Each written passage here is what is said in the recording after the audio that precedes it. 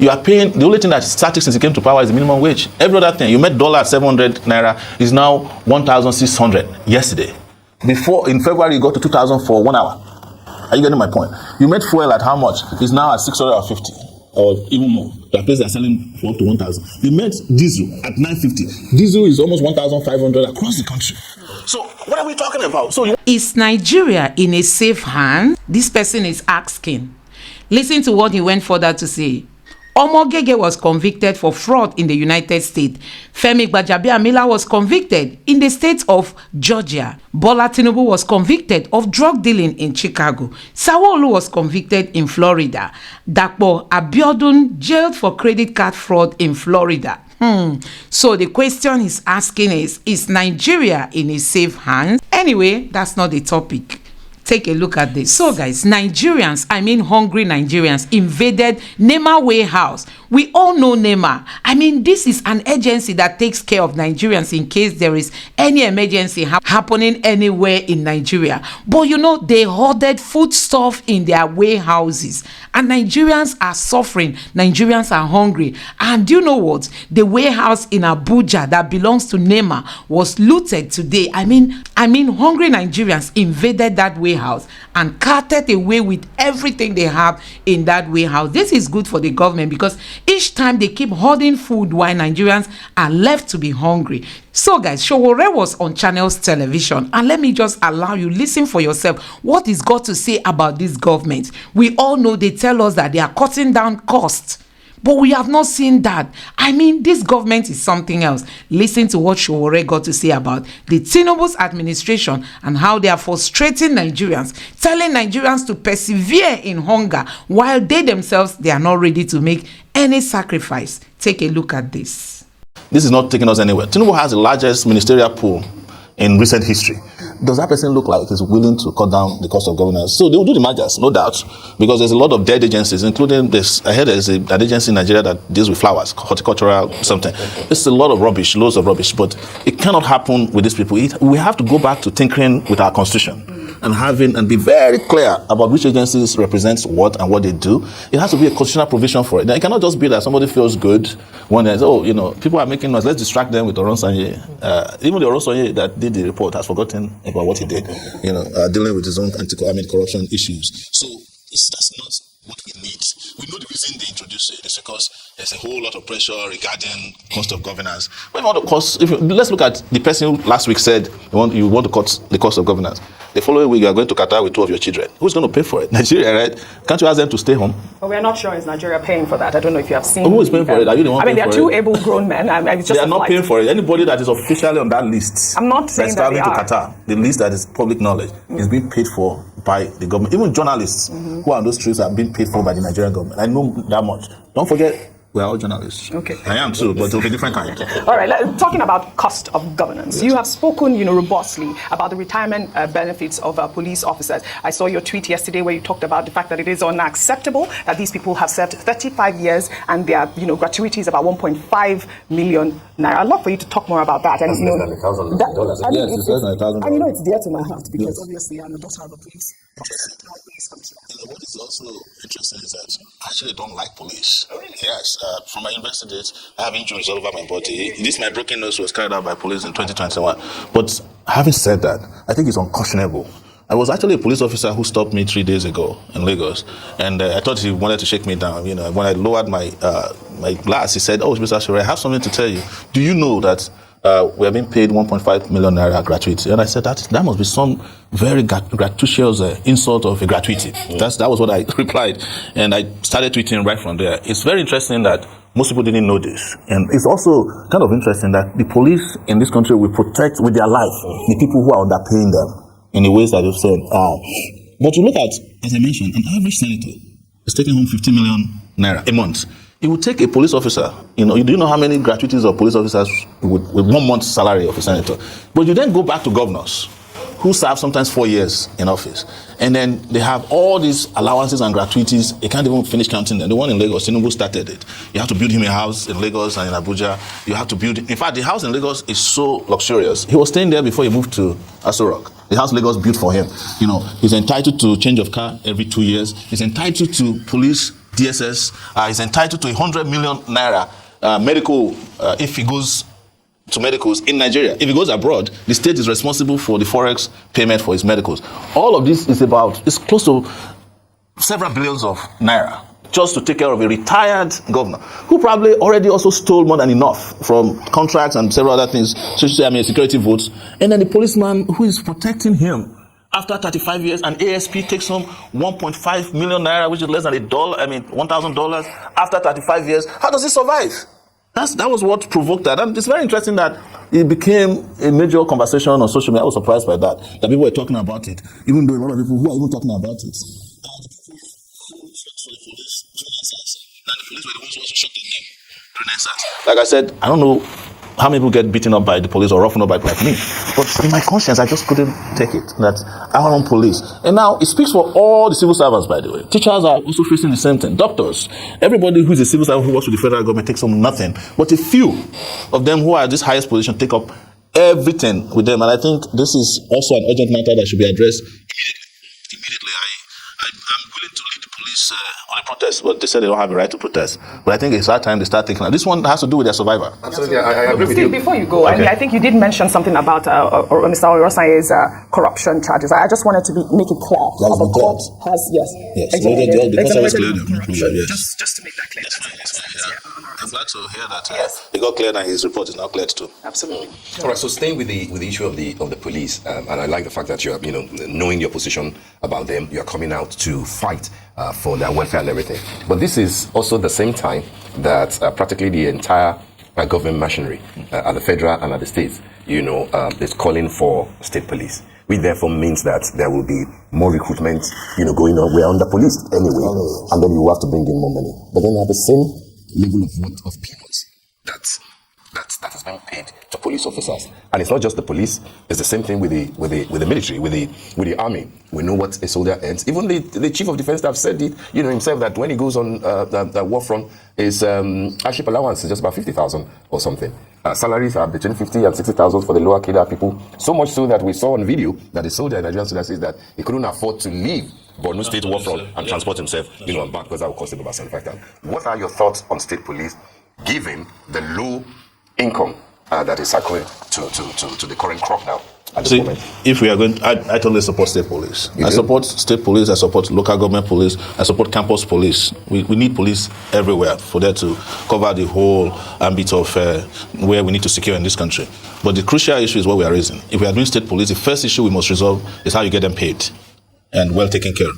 Otherwise, you have just introduced another level of banditry. You can imagine crossing from state to state. You will feel it immediately between the states whose police salaries are paid and the ones who, you get to the point where you can't travel in this country. Except maybe we'll introduce drone taxes. But they won't shoot down your drones if they need money from you. So we have to resolve that first. And all these governors that are not even willing to pay 30,000 minimum wage, who are calling for state police, we must be able to understand that in calling for state police, they are not after policing. They're after how to use the state police to oppress their citizens, rig elections, kill whomever is against them. But let's look at it fundamentally even beyond that. There is virtually no state in Nigeria that doesn't have a police under the control of the governor.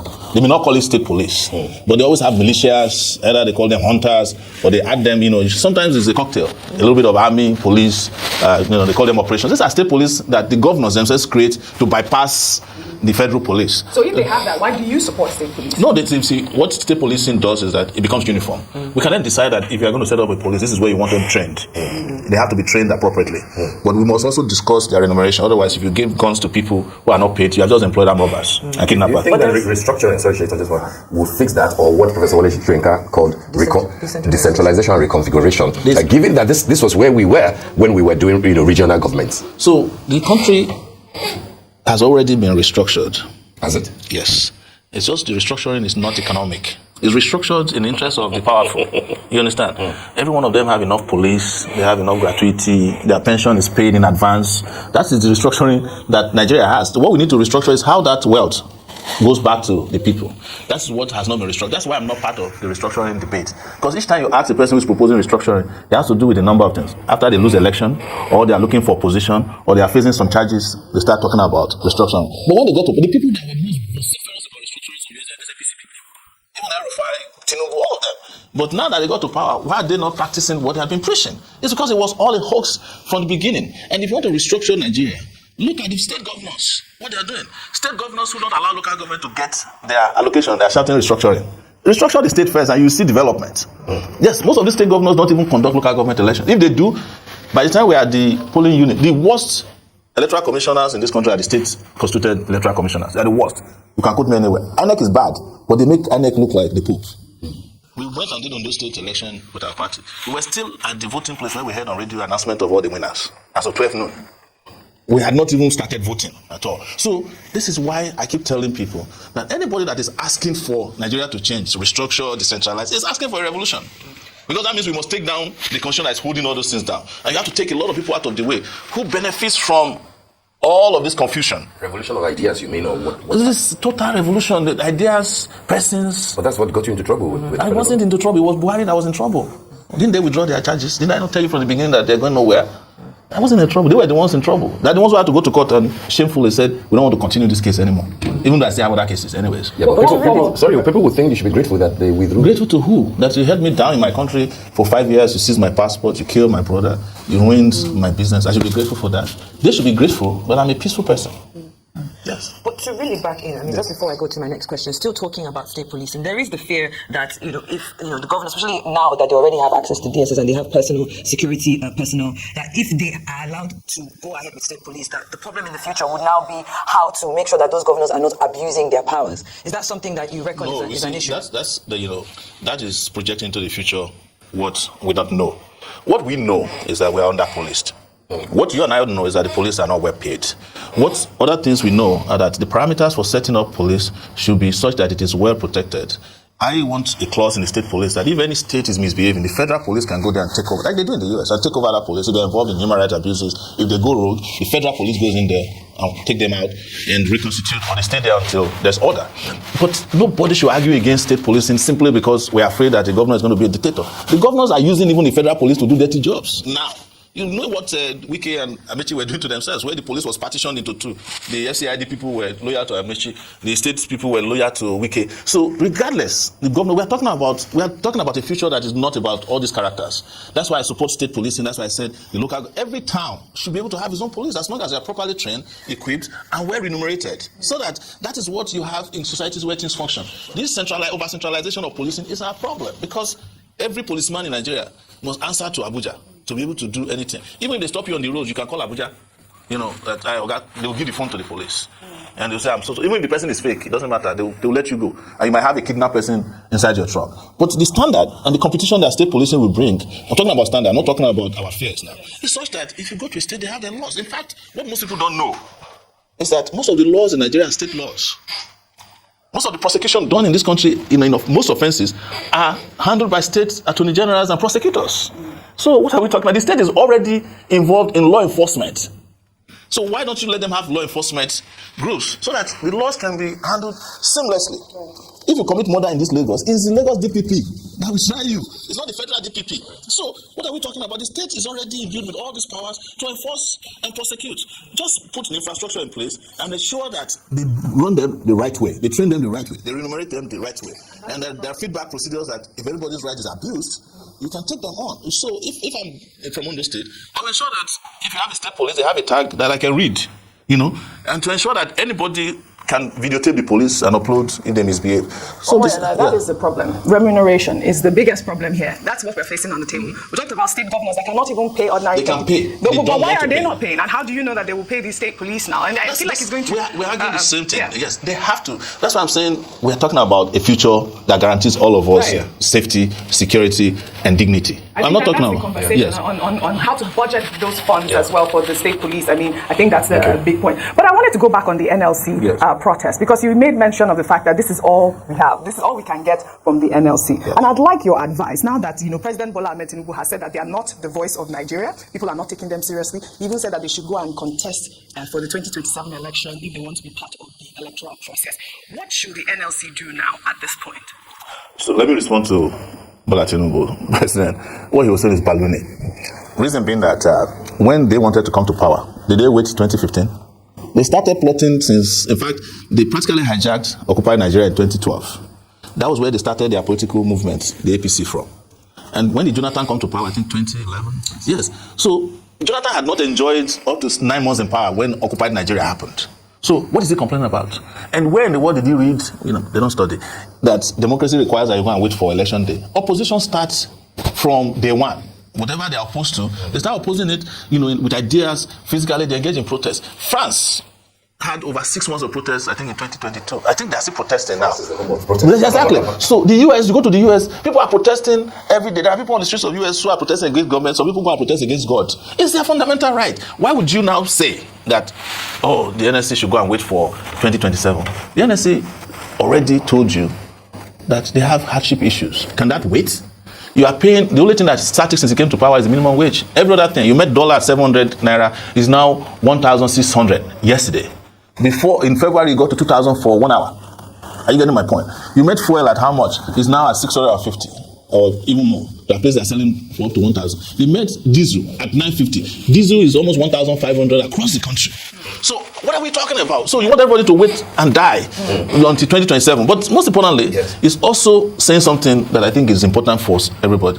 Develop new voices. Because he no longer respects even the NFC. That's what he's telling you. And that's what I said when we started this conversation. The civil society movement in the country should also stop waiting opportunistically for a labor strike before we can strike on our own. We should be able to strike independently of them. Let's flood the street tomorrow. He will know that there are real voices. Even this last labor thing, by the way, in Lagos was a joke. Police was distributing biscuits and water. Wasn't that a good thing? Wasn't that a good thing? Because it was a joke now. It was because it was a joke. How can police that cannot afford fuel? They are buying biscuits for protesters. Let me squeeze in the last 10 seconds. You posted something about justice for all ain't specific enough. Yes. What is specific? What is specific is, when you want to deceive people, you say, justice. What is the meaning of justice? For every society, for every specific issue, you must be specific about justice. So guys, you have seen it for yourself. Honestly, this government doesn't know what they are doing. They don't know what they are doing. They say one thing today, tomorrow they are doing something else. Tinubu told us that we should persevere. We should be patient. That they are working towards, reducing the hunger, the sufferings of Nigerians. But you can see they themselves, they are not even helping out the matter. He's taking 2 of his family members alongside with him to Qatar. So guys, a whole lot is going on. This system, the system is rotten. The country is ruled by the people who are not supposed to be in leadership, and this is the biggest problem we have in Nigeria today. Anyway, let me know what you think about all this in the comment section below. Please don't forget to subscribe to the channel, turn on the notification bell. Please give this video a like so that YouTube can recommend it to more people, and drop your thoughts in the comment section below. Thank you.